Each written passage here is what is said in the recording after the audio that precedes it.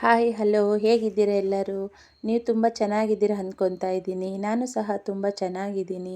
ಇವತ್ತು ಸಿಂಪಲ್ಲಾಗಿ ಈಸಿಯಾಗಿ ಒಂದು ಮಕ್ಕಳಿಗೆ ತುಂಬ ಇಷ್ಟ ಆಗುವಂತಹ ಒಂದು ಸ್ವೀಟ್ ಮಾಡೋಣ ಬನ್ನಿ.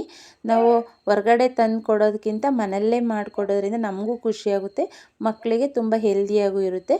ಬಾದುಷಾ ಮಾಡೋಣ ಬನ್ನಿ ಇವತ್ತು ಯಾವ ಥರ ಅಂತ. ನಾನಿಲ್ಲಿ ಒಂದು 1/4 kg ಸ್ವಲ್ಪ ಜಾಸ್ತಿ ಮೈದಾ ಹಿಟ್ಟು ತೊಗೊಂಡಿದ್ದೀನಿ ನೋಡಿ. ಅದನ್ನು ಕಲಿಸ್ಲಿಕ್ಕೆ ಒಂದು ಅಗಲ ಇರೋವಂಥ ಪಾತ್ರೆಗೆ ಹಾಕೊಳ್ಳೋಣ. ಒಂದು 1/4 ಟೀ ಸ್ಪೂನಷ್ಟು ಸೋಡಾ ಹಾಕ್ಕೊಂಡಿದ್ದೀನಿ, ಅಡುಗೆ ಸೋಡಾ. ಅರ್ಧ ಟೀ ಸ್ಪೂನಷ್ಟು ಬೇಕಿಂಗ್ ಸೋಡಾ ಹಾಕ್ಕೊಂಡಿದ್ದೀನಿ. ಅಡುಗೆ ಸೋಡಾಗಿಂತ ಬೇಕಿಂಗ್ ಸೋಡಾ ಸ್ವಲ್ಪ ಜಾಸ್ತಿ ಹಾಕ್ಕೋಬೇಕು. ಹಾಗಾಗಿ ತಿಂಡಿ ತಿಂತೀವಲ್ಲ ಆ ಸ್ಪೂನಲ್ಲಿ 1/4 ಟೀ ಸ್ಪೂನು ಅಡುಗೆ ಸೋಡಾ ಆದರೆ ಅರ್ಧ ಟೀ ಸ್ಪೂನು ಬೇಕಿಂಗ್ ಸೋಡಾ ಹಾಕ್ಕೊಂಡಿದ್ದೀನಿ. ಇಲ್ಲೊಂದು 4ರಿಂದ 5 ಟೀ ಸ್ಪೂನಷ್ಟು ತುಪ್ಪ ಬಿಸಿ ಮಾಡಿ ಹಾಕ್ಕೊತಾ ಇದ್ದೀನಿ. ತುಪ್ಪ ಬಿಸಿ ಮಾಡಿ ಹಾಕೋದ್ರಿಂದ ತುಂಬ ಮೃದುವಾಗಿ ಬರುತ್ತೆ, ಸ್ಮೂತಾಗಿರುತ್ತೆ ಅಂತೇಳ್ಬಿಟ್ಟು ತುಪ್ಪ ಬಿಸಿ ಮಾಡಿ ಹಾಕ್ಕೊತಾ ಇದ್ದೀನಿ. ಇದನ್ನು ಎಲ್ಲ ಹೊಂದ್ಕೊಳ್ಳೋ ಥರ ಕಲಸೋಣ ಫಸ್ಟು. ನೋಡಿ, ತುಪ್ಪ ಎಲ್ಲ ಚೆನ್ನಾಗಿ ಕಲಿಸ್ಕೋಬೇಕು ಹಿಟ್ಟಲ್ಲಿ.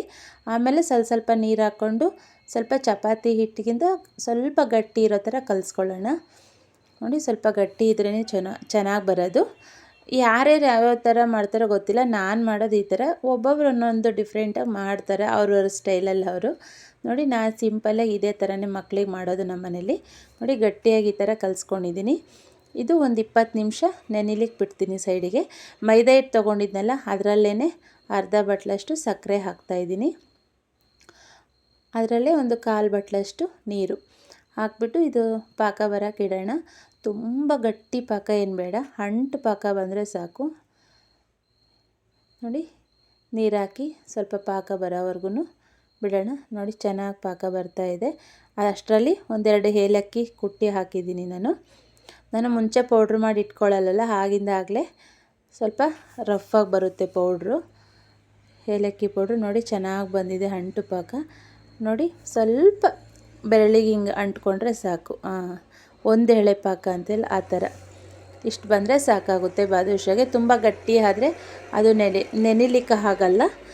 ನಾವು ಇದು ಪಾಕ ಗಟ್ಟಿ ಆಗಬಾರ್ದು ಅಂತ 1-2 ಡ್ರಾಪಷ್ಟು ಲೆಮನ್ ಹಾಕಿದ್ದೀನಿ, ನಿಂಬೆ ರಸ. ಇದು ಸೈಡ್ಗೆ ಇಡೋಣ. ನೋಡಿ, ಬಾದುಷಾ ಎಣ್ಣೆಯಲ್ಲಿ ಕರೀಲಿಕ್ಕೋಸ್ಕರ ಆಯಿಲ್ ಇಟ್ಟಿದ್ದೀನಿ. ನೋಡಿ, ಕಲಸಿಟ್ಟಿದ್ವಲ್ಲ ಹಿಟ್ಟು ಆಗಲೇ, ಅದನ್ನು ಸ್ವಲ್ಪನೇ ತಗೊಂಡು ಈ ಥರ ಉಂಡೆ ಮಾಡ್ಕೊಳ್ಳೋಣ. ನನಗೆ ಈಗ ಕ್ಯಾಮ್ರಾ ಹಿಡಿಯೋರು ಯಾರೂ ಇಲ್ಲ ಅಂತ ಸಹಾಯಕ್ಕೆ, ಅದಕ್ಕೋಸ್ಕರ ಇದು ನೀಟಾಗಿ ತೆಗಿಲಿಕ್ಕಾಗಲಿಲ್ಲ. ಇದೊಂದು ಕ್ಲಿಪ್ಪು. ಇದು ಜಾಸ್ತಿ ಪ್ರೆಸ್ ಮಾಡಿ ನಾವು ಅಂಗೈಯಲ್ಲಿ ಅಂದರೆ 2 ಕೈ ಮಧ್ಯದಲ್ಲಿ ಸ್ವಲ್ಪ ಪ್ರೆಸ್ ಮಾಡಿ ಅಗಲ ಮಾಡಿಕೊಂಡ್ರೆ ಇದಾಗುತ್ತೆ. ತುಂಬ ಸ್ಮೂತಾಗಿ ಹಿಟ್ಟು ನಾದಬಾರ್ದು. ಇದು ಬಾದುಷಾ ಅಂದರೆ ಪದ್ರು ಬರಬೇಕಲ್ಲ, ಅದಕ್ಕೋಸ್ಕರ ತುಂಬ ಸ್ಮೂತಾಗೂ ನಾದಬಾರ್ದು. ನೋಡಿ, 2 ಅಂಗೈಯಲ್ಲೂ ಮಧ್ಯದಲ್ಲಿ ಚೆನ್ನಾಗಿ ಪ್ರೆಸ್ ಮಾಡಿ ಈ ಥರ ಮಾಡಿಕೊಂಡು ಮಧ್ಯದಲ್ಲಿ ಒಂದು ಹೋಲ್ ಇಟ್ಬಿಟ್ರೆ ಸಾಕಾಗುತ್ತೆ. ನೋಡಿ, ಎಲ್ಲ ಈ ಥರ ಮಾಡಿಟ್ಕೊಂಡಿದ್ದೀನಿ ನಾನು. ಎಲ್ಲನೂ ಈ ಥರ ಮಾಡಿದ್ದೀನಿ. ಕೆಲವರು ಹೋಲ್ ಇಡ್ತಾರೆ, ಕೆಲವರು ಇಡಲ್ಲ. ಇಟ್ಟರೆ ಮಧ್ಯದೆಲ್ಲ ಚೆನ್ನಾಗಿ ಬೆಂದ್ಕೊಳ್ಳುತ್ತೆ ಅಂತ ಹೇಳ್ಬಿಟ್ಟು ಈ ಥರ ಇಡ್ತಾಯಿದ್ದೀನಿ. ನೋಡಿ, ಆಯಿಲು ಸ್ವಲ್ಪ ಹೀಟ್ ಆಗೋವರೆಗೂ ಹೈ ಫ್ಲೇಮಲ್ಲಿ ಇರಲಿ. ನಾವು ಬಾದುಷಾ ಹಾಕಿದ ತಕ್ಷಣ ಸ್ವಲ್ಪ ಸ್ಲಿಮ್ಮಲ್ಲೇ ಇರಬೇಕು. ಇದು ಸ್ಲಿಮ್ಮಲ್ಲೇ ಬೇಯಬೇಕು ಸಹ, ಒಳಗಡೆ ಎಲ್ಲ ಚೆನ್ನಾಗಿ ಬೇಯುತ್ತೆ. ಇಲ್ಲ ಹೈ ಫ್ಲೇಮಲ್ಲಿ ಇಟ್ಬಿಟ್ರೆ ಮೇಲೆ ಕಪ್ಪಾಗುತ್ತೆ, ಒಳಗಡೆ ಬೇಯಲ್ಲ. ನೋಡಿ, ಎಷ್ಟು ಚೆನ್ನಾಗಿ ಬೆಂದಿದೆ. ಪಾಕಕ್ಕೆ ಹಾಕಿದ್ದೀನಿ ನಾನೆಲ್ಲನೂ, ಪಾಕದೊಳಗಡೆ ಹಾಕಿದ್ದೀನಿ. ಇದು ಒಂದು 20 ನಿಮಿಷ ಪಾಕದಲ್ಲೇ ಚೆನ್ನಾಗಿ ನೆನಿಬೇಕು. ನೆಂದಾದ್ಮೇಲೆ ನಾವು ಒಂದು ಪ್ಲೇಟ್